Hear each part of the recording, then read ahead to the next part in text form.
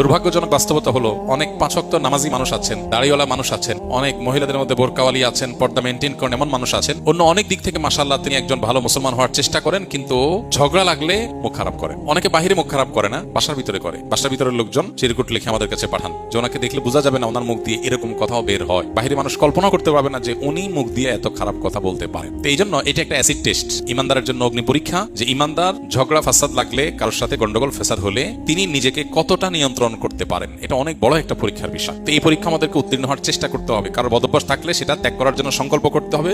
ঝগড়া করলে কখনো মুখ খারাপ করা যাবে না। নবী করিম সাল্লাল্লাহু আলাইহি ওয়াসাল্লাম বলেছেন, সিবাবুল মুমিনি ফুসুক, ইমানদারকে গালি দেওয়া এটা গুনাহের কাজ।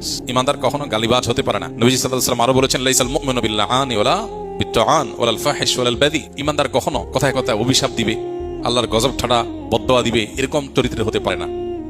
এবং গালমন্দকারী, মানুষকে কথায় কথায় বাজে কথা বলা